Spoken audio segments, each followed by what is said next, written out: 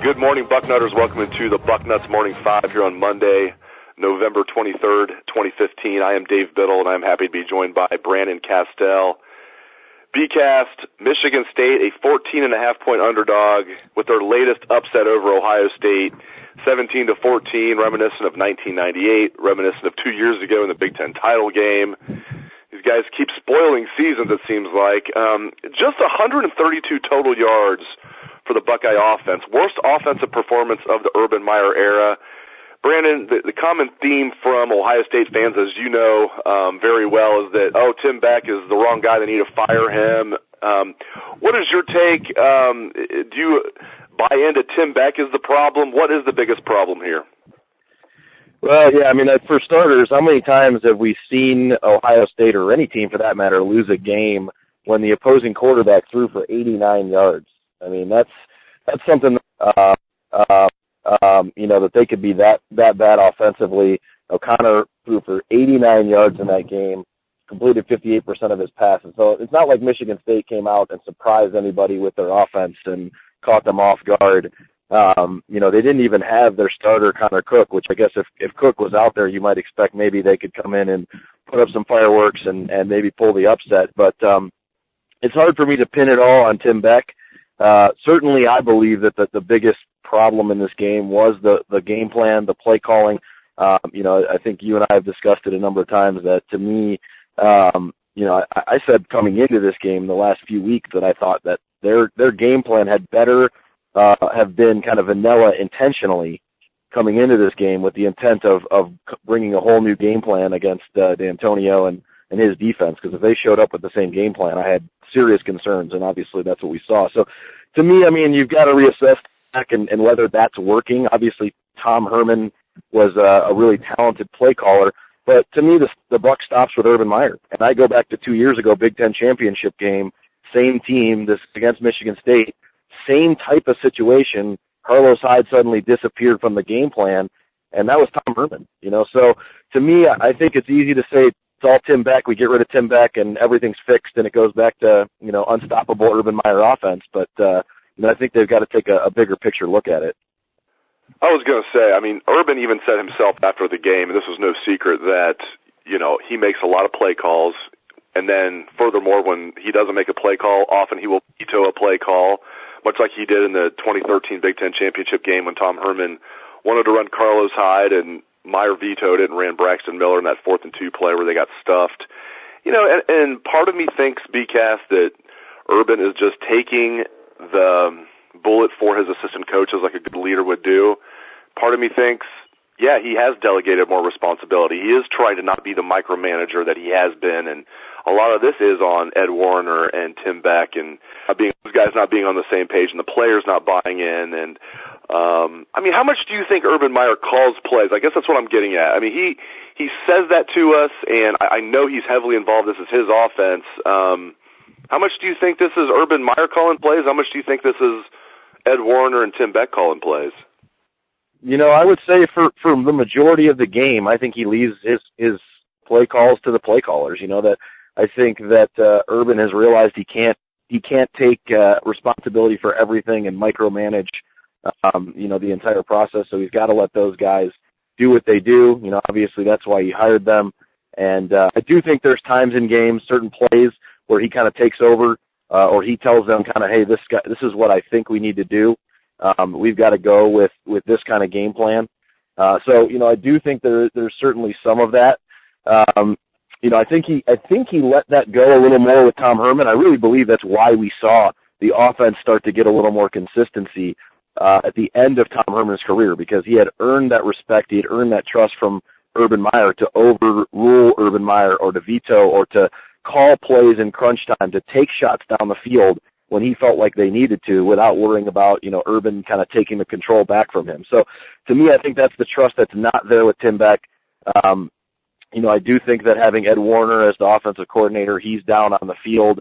I don't know that you're getting the same type of kind of eye in the sky that Urban really wants to get from his coaches or from his offensive coordinator the way that Tom Herman did when he was the coordinator. So, I think it's really the probably the combination of all of that, I don't know that they have had a good rhythm and sense of what they wanted to do all year offensively. So to me, I think it's more than just did Urban call, a key play, or did Urban take over the play calling at certain points in the game. To me, it looked like the game plan was flawed. To me, it looked like they didn't come in with the right approach, and therefore, they didn't have an answer. They kept going back to the same well. They really couldn't throw the ball, which is surprising because go back to last year and you look at how well JT Barrett threw the ball in that game last year, and it's like, why have they struggled so much? I mean, you can't put it all on Devin Smith and Tom Herman. I just think they haven't built that rhythm and foundation up yet. And real quick before we move on to other topics, a lot of fans are wondering, should Urban Meyer fire Tim Beck? Will he fire Tim Beck? I don't know if he should, but I will answer the other question. I do not think he will. I will be shocked after 1 year if he fires Tim Beck because just like you and I are talking about, first of all, Tim Beck is not, the architect of this offense. This is not, the buck does not stop with Tim Beck. This is Urban Meyer's offense. And secondly, BCast, Tim Beck wasn't even to be the offensive coordinator. You can almost say it's Ed Warner's fault because he was promoted to be the play caller, and that wasn't working out. So then they moved to Tim Beck. That's not working out very well. But to answer the question from that I know a lot of Buckeye fans are wondering, will Tim Beck get fired after this year? I do not think so. What is your take, Brandon? I don't think so. I don't think that he will because I think, like I said, I think it's tough to blame it all on Tim Beck. He's the guy that wasn't there last year. He's the guy that's replacing Tom Herman. So obviously, when that happens, it's easy to look around and say, whose fault is it? I look back at, certain times with like the Cleveland Cavaliers season last year. It was like, well, whose fault is it? Well, it's got to be Kevin Love's fault because Kyrie's been here, LeBron was here before. So it's like, it's easy to find a scapegoat that makes sense because it just seems to fit the narrative that you want to tell. Because whose fault is it? Is it JT Barrett's fault? Is it Urban Meyer's fault? Is it Ed Warner's fault? Well, we all know those three guys were a big part of their success last year. So Tim Beck's the only guy that really wasn't. So it's easy to say it's all Tim Beck's fault. But like you said, he wasn't brought here to call plays. My concern, I guess, with Tim Beck would be, where did the quarterback development happen this year? Obviously first year in, he doesn't have that chemistry with those guys. But I look at what Tom Herman did, maybe more than even his play calling, was the way he developed Cardale Jones and JT Barrett into the guys that we saw last year.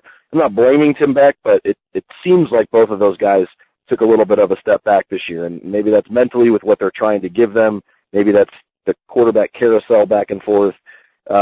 But whatever it is, it felt like those guys didn't take that next step when you're thinking about, okay, how do you repeat as national champs? Well, both those guys had played very little, so you thought, hey, if they take the next step next year, this could be in a really elite offense, the way it was this year. And we just didn't see that. I didn't see JT Barrett making plays, and I don't think, I know a lot's been made of the Ezekiel Elliott quotes, but I don't think he should have said what he said necessarily, but I would agree. I don't think the coaches put them in the best position to be successful. So it's got to be an internal look between Urban Meyer and his staff. But I'm with you. I don't think they bump Beckman out, or I'm sorry, Tim Beck out, unless they feel like it's just not working in the chemistry area with the way they did maybe with an Everett Withers and Luke Fickell, and they wanted to get someone else in there to provide the expertise. So that I look back at that. They wanted Chris Ash to come in because he had expertise in the secondary. The only way I see them making a change is if they really want to go out and get a quarterback guru type guy and say, we made a mistake not getting a guy who was, had a history of developing quarterbacks. Yeah, frankly, I hope they go out and find a new offensive coordinator / quarterbacks coach, a true replacement for Tom Herman. I'll just be surprised if they do after 1 year and let Tim Beck go. I hope they do, but I don't think they will. And then, nice segue, you mentioned Zeke. That was, you would think Ohio State losing its first regular season Big Ten game of the Urban Meyer era would be the biggest storyline, and I guess it was, but a very close second was Ezekiel Elliott's post-game comments. criticizing the play calling. He also mentioned he was going pro. Everybody knew he was going to go pro. But criticizing the play calling, and it's kind of a two-pronged deal, BCast. He called a spade.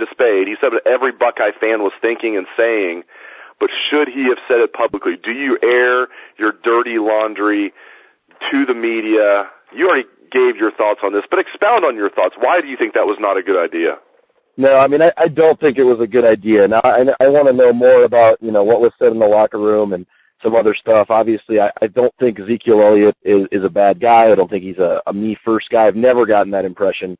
I think he's a guy that cares a whole heck of a lot. I think he's a guy that wants to be great, wants to be elite, that wants to lead this team, and he felt like, the ball got taken out of his hands, that if they're going to lose, he wants to be the guy that they go down with the ship, that he wants to be that captain that, hey, we lost because of me. And I don't think he felt like he got a fair shake at that in that game to really be the guy who could have either won or lost the game. They really took the ball out of his hands, 2 carries in the second half. Obviously a very emotional kid. We've seen him be emotional before. I look back and I remember, maybe, and Dave, you'll remember this as well, kind of early on in Carlos Hyde's career, really, with Urban Meyer, and even before that with Luke Fickell in 2011. There were times where it was, you really felt like every fan was sitting there going, why are you not giving Carlos Hyde the ball? He's clearly the best player on the field. And I remember some emotional games, some games where as soon as they came off the field, I grabbed my recorder and ran to Carlos, not because I was trying to set him up. I just wanted to, get some raw emotion, raw take on what he was feeling. So, I think that's really what Zeke was giving everybody. It wasn't meant to be an attack on the coaches. It was really just his raw emotion after the game. If you're a leader of this team, you can't say that kind of stuff in the media and publicly call out your coaches. I just think, I get where he was coming from. All the fans would agree. I agree. I think that the coaches have to look at themselves more than the players for this game. Obviously Ohio State didn't get it done up front, but really I did not like the game plan. I did not like the fact that Zeke got 2 carries in the second. Really went away from what this team has done well all year. But you've got to be, if you're going to be a leader and a third-year starter, basically, or a guy who's played a lot in the last 3 years and a 2-year starter, you got to be a little bit smarter than that when the media is right in front of you, and the lights are on, the mics are on, you've been there before. You can't go at your coaches like that, even though I don't think he meant it to be disrespectful. I think he was just being honest about what he felt. Let's turn the page. It is all about beating Michigan now. The Buckeyes open as 2-point favorites at Michigan this Saturday at high noon. BCast, if the Buckeyes win and Penn State can find a way to beat Michigan State in East Lansing, which I don't think is going to happen, at least the latter, I think the former will happen, the Buckeyes will be Big Ten East champs. This game is always interesting. The first Urban Meyer versus Jim Harbaugh game, is going to be special. Just your thoughts on this game. How do you think it's going to play out? And just anything you want to say about the game this Saturday. Yeah, no, I think you bring up a great point. It's the season's not over. Obviously, there's still a ton to play for when you look at playing Michigan, and Michigan really, however you want to look at it, being back to Michigan for the first time in a long time. They've had a couple of bumps along the road, but obviously this is a different Michigan team than the one that we've seen up there really since Lloyd Carr left. Obviously they had a couple good years mixed in there with Brady Hoke and Rich Rodriguez, but not much, nothing on this level, and certainly not a guy who was, up to the task of going toe-to-toe with Urban Meyer, and I think that Jim Harbaugh has proven he can, but this is the big one for them, and it's the big one for Ohio State, and you got to go into it thinking you can still do this. You got to go into that game thinking we can win this thing, we can beat our rival, we can come back to where we were, and we can, hope for Penn State to come out with Christian Hackenberg and win a game they're not supposed to win. The whole season still rides on this game. It always does, but certainly now that you're coming off the loss. Now, to me, I'm interested to see, how Ohio State's going to handle it. Obviously, these guys were looking for another national championship or at least a trip to the college football playoff. So I'm sure there's a lot of air that got taken out of the locker room after that game. I'm sure there were a lot of tears. I'm sure there was a lot of emotion. But you know what? Maybe this team needed something like that. They needed that edge to kind of bring them back together in that locker room. Not that the locker room was apart, but it's hard to keep focused when you're the reigning national champs. There's a reason that it's some of the most talented teams in college football history haven't repeated as national champs. It's very difficult to keep that level of focus. So I think the focus will be high. I do like Ohio State's chances, but again, not if they come in with the same type of game plan. I don't know what that means, but that game plan should be burned. I just think, they've got to get away from that. They've got to be more willing to take risks. I just feel like you've got a lot of guys that can make plays, and I've been saying it all year with Braxton and Curtis Samuel, but really letting JT throw the ball. If you think he's the best quarterback on this team, and a guy who was responsible for 45 touchdowns last season, you got to let him. You can't take the ball out of Ezekiel Elliott's hands. You can't take the ball out of the air and just try to ground and pound. That was really, I think, the frustrating thing for fans was we saw that 2 years ago in the Big Ten championship game and kind of felt like the same thing where D'Antonio came in expecting Urban Meyer to be conservative and he played right into his hands. So I think they'll open it up a little bit more next week, but it's going to be a tough expectation for Penn State to pull that upset on the road. Excellent insights, as always, from Brandon Castel. Thank you, BCast. Programming note, Urban Meyer press conference today, 11:45 a.m. This will be very interesting, to say the least, and it's the only time we're going to get a chance to talk to Urban Meyer all week, at least one-on-one with the local media. He will have 8 minutes on the Big Ten teleconference. That's just over the phone. It's not the same. You'll also have his call-in show, which is really not going to be a call-in show on Thursday because they're going to pre-record it with it being Thanksgiving. So today will really be the only time with Urban Meyer. We will be there covering at 11:45 a.m., so keep it locked to Bucknuts for that. Thanks again to my man Brandon Castel. BCast always comes strong, and thanks to you for the listener for tuning into the show. Go Bucks. Take it away, best damn band in the land.